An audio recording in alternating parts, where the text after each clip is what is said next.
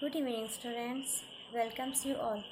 In our today's video, we are going to learn how to write uppercase alphabet, capital letter N.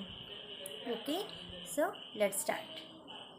To write capital letter N or uppercase N, we will start from the top red line. Then draw a standing line till the second blue line. Then draw a right slanting line.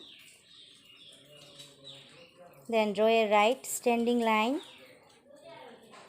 to the first red line.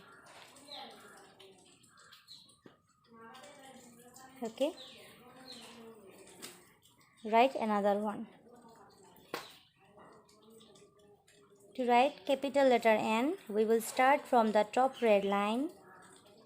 Okay. Then draw a standing line till the second blue line. Then we go to the top again and draw a right slanting line till the second blue line.